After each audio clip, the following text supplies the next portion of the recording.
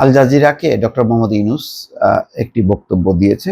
সেখানে সংস্কার এবং নির্বাচন নিয়ে বক্তব্য দিয়েছে। সেই বক্তব্যের উপর ভিত্তি করে একটি শিরোনাম চোখে পড়ল। সেখানে বলা হচ্ছে, রাজনৈতিক দলগুলো যদি চায় সংস্কার ভুলে যাও, নির্বাচন দাও, তাহলে সেটা হবে।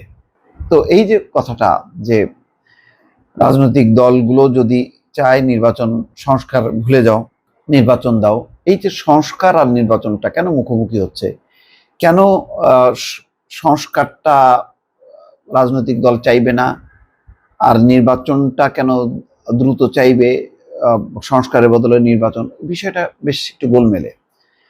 আসলে যেটা হচ্ছে যে বিষয়টা আজকে দাঁড়ালো 100 দিন পর তিনি যে বক্তব্য দিচ্ছেন, তাতে এই বক্তব্যগুলোর সামনে আসা মানে বোঝা যাচ্ছে যে একটা ভুল বোঝাবুঝি হচ্ছে বা দূরত্ব বা মতানৈক্য তৈরি হচ্ছে। তাতে কিন্তু বিভ্রান্তি ছড়াচ্ছে। যেমন মির্জা ফখরুল ইসলাম আলমগীর কিন্তু আশাহত হয়েছেন। তিনি আজকে প্রকাশ্যেই বলেছেন যে তিনি মনে করছেন যে দেশকে একটা অনিশ্চয়তার দিকে ঠেলে দেওয়া হচ্ছে এবং নির্বাচন বিষয়ে ডক্টর ইউনূস যা বলেছেন তাতে বিএনপি হতাশ, আশাবাদী না। তাহলে তিনি আশাবাদী না, কেন মির্জা ফখরুল ইসলাম ওই প্রান্ত থেকে এরকম বক্তব্য দিবেন? আর ডক্টর মোহাম্মদ ইউনূসও বা কেন বলবেন যে রাজনৈতিক দলগুলি যদি সংস্কার না চায়, ভুলে যাও, বলে তাহলে নির্বাচন দাও, সেটাই হবে? কেন সংস্কার এবং নির্বাচন পাশাপাশি রাস্তায় হাঁটবে না কেন? এটা হলো কথা। সংস্কার তো একটা চলমান প্রক্রিয়া। সমস্ত সংস্কার শেষ হবে, তারপরে নির্বাচন হবে। তো নির্বাচন হলো, সংস্কার যদি মনোপুত হলো না, বাতিল করে দিল। মোট কথা, নির্বাচিত গভর্নমেন্টই তো সবকিছু মালিক। এটা তো ইমপ্লিমেন্ট করতে পারবে না। অন্তর্বর্তী সরকার তো একটা প্রস্তাবনা দিয়ে বলবে যে এই কাঠামো হলো, পার্লামেন্ট এসে উল্টাই দিল। যেমন তত্ত্বাবধায়ক সরকার তো হয়েছিল, ছিল তো সংবিধানে। হাসিনা সরকার কি করলো? এসে উল্টাই দিল। তার মানে হচ্ছে, যেটাই করা হোক না কেন, সেটা হচ্ছে রাজনৈতিক দলকে সবাইকে নিয়ে করতে হবে। এখন বাংলাদেশে তো আওয়ামী লীগ নেই, বরং কাজটা খুব সহজ, যে বিএনপি, জামাত সহ প্রধান প্রধান রাজনৈতিক দলগুলোর সাথে লিয়াজো করে যদি একটা মতানৈক্য, এবং এটা দেখা গেল যে গত 100 দিনের মধ্যে মাঝে মধ্যে হঠাৎ হঠাৎ করে ধারাবাহিকভাবে শুনলাম, একেবারে মানে বিএনপি থেকে শুরু করে একেবারে খুচরা পার্টিগুলির সাথেও সংলাপ হচ্ছে। ওটা তো দরকার নেই, বরং মেজর দায়িত্বশীল রাজনৈতিক দল যারা পার্লামেন্ট আসবে তেমনটা, এবং তার বাইরেও যারা আছে বিশিষ্ট জনরা, তারা হয়তো পার্লামেন্টে নাও আসতে পারে, কিন্তু সেই মানুষগুলোকে তো চেনা আছে। তো তাদেরকে নিয়ে যদি লম্বা সময় আলাপ আলোচনা করে করে যে কতটুক আসলে সংস্কারটা এই পর্যায়ে দরকার আর কখন নির্বাচনটা দরকার, এটার ব্যাপারে যদি আভ্যন্তরীণ আলোচনার মধ্য দিয়ে যদি ঠিক করা যায়, তাহলে তো ঠিক হয়। অথবা অন্তর্বর্তী সরকার থেকে 5 জন বা 2 জন, 3 জন, আর রাজনৈতিক দল থেকে 10 জন মিলে যদি একটা লিয়াজো কমিটি করা হয়, সমন্বয় কমিটি করা হয়, তাহলে তো এই যে মানে মির্জা ফখরুলের হতাশা আর ডক্টর ইউনূসের যে তিনিও ঠিক বুঝতে পারছেন না যে রাজনৈতিক দলগুলো কি সংস্কার চায় কি চায় না, এই কথাগুলো তো সামনে আসে না। তার মানে দুই পক্ষ থেকে যে কথাগুলো আসছে এখন গণমাধ্যমে, তার ফলে বোঝা যাচ্ছে যে একটা দূরত্ব তৈরি হয়েছে রাজনৈতিক দলগুলোর সঙ্গে বর্তমান সরকারের।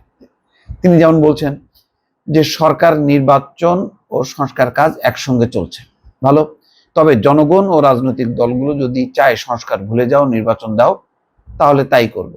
এটা তো একটা অভিমানের কথা। সংস্কারটা তো অবশ্যই লাগবে, এই ব্যাপারে কারোর কোনো দ্বিমত নেই, কিন্তু নির্বাচনটা খুবই দরকার, যে একটা স্টেবল একটা গভর্নমেন্ট দরকার।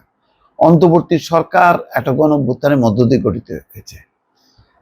গণঅভ্যুত্থানের মধ্য দিয়ে গঠিত হয় বা বিপ্লবের মধ্য দিয়ে গঠিত হয় একটা গভর্নমেন্ট, এটা একটা ঠেকা কাম চালানোর জন্য। সেটা তো লম্বা সময় ধরে থাকতে পারে না। লম্বা সময় থাকার জন্য জনগণের ম্যান্ডেট নিতে হয়, একটা মানে সাংবিধানিক কাঠামোর মধ্যে তাকে চলে আসতে হয়। এখন তো কোনো সাংবিধানিক কোনো কাঠামো নেই, এটা হচ্ছে গণ অভ্যুত্থানের কাঠামো। তো গণ অভ্যুত্থানের কাঠামো তো বেশি দিন চলে না, সেটা একটা মানে 2 মাস, 4 মাস, 5 মাস, 6 মাস, 1 বছর চলতে পারে, কিন্তু তারপরে তো তাকে আসতে হবে এবং সেইভাবেই তো কর্মসূচিটা ডিক্লেয়ার করতে হবে। তো তো সেই কর্মসূচিটা ডিক্লেয়ার হবে কিসের ভিত্তিতে? অন্তর্বর্তী সরকার নিজে নিজেই করবে? অন্তর্বর্তী সরকারে তো কোনো রাজনৈতিক বেসটা নাই, ভিত্তিটা নাই। তার ভিত্তিটা হলো এই মুহূর্তে কারা? একটা হলো বৈষম্য বিরোধী ছাত্র আন্দোলন, যারা আন্দোলন করেছে তারা, তার বাইরে হচ্ছে রাজনৈতিক দলগুলো, তার মধ্যে প্রধানত বিএনপি এবং জামাত। তো ফলে সহজ, তো মানে কাজটা খুব কঠিন না। তার মানে এই তিন পক্ষ নিয়ে যদি একটা মানে আলোচনা স্টার্ট করে এখন থেকেই, তাহলে তো এই সমাধানের 7 দিন আলোচনা হইলেই তো আমার ধারণা যে সংস্কারটা কতটুক করা দরকার, এবং এবং এটা যাত্রাটা শুরু হলো, নির্বাচনের তারিখটাও নির্ধারিত হয়ে গেল, তাহলে কিন্তু আর এত ভুল বোঝাবুঝি হয় না। এখন এই যে মির্জা ফখরুলের বক্তব্য, ডক্টর ইউনূসের বক্তব্য, এর মধ্যে মান অভিমান, একটা হতাশা, আশা, নিরাশা, এরকম একটি যে দুলছে, এই দোলাটা এই মুহূর্তের জন্য একটা ক্রুশিয়াল সময়। এই সময়ের জন্য অত্যন্ত খারাপ। এবং তিনি বলছেন যে সাধারণত নিয়মিত সরকার 5 বছর মেয়াদ হয়, মানুষ সরকারের মেয়াদ কম চায়। সংবিধান নতুন করে 4 বছরের প্রস্তাব করা হচ্ছে, সুতরাং এটা 4 বছর বা তারও কম হতে পারে। এটা পুরো নির্ভর করছে মানুষ কি চায়, রাজনৈতিক দল। এই যে মানুষ কম মেয়াদ চায়, এটা কি বোঝার উপায় কি? এটা বোঝার হচ্ছে নির্বাচন।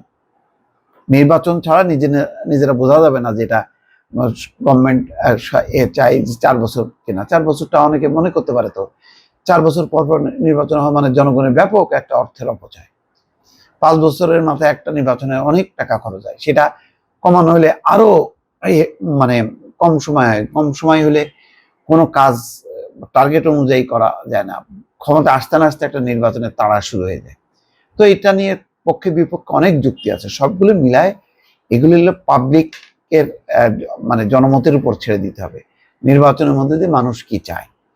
তো সুতরাং আমার ধারণা যে একটা লিয়াজো কমিটি সরকার এবং সরকারের বাইরে রাজনৈতিক দলের ভিত্তিতে, যেহেতু একটা বিপ্লবের মধ্য দিয়ে এই সরকার এসছে, ফলে এখন এই সরকার নিজে নিজে করলে হবে না, তার একটা রাজনৈতিক কাঠামো, সেই কাঠামোটা হচ্ছে যারা আন্দোলন করেছে সেই আন্দোলন শক্তির কয়েকটা অংশ।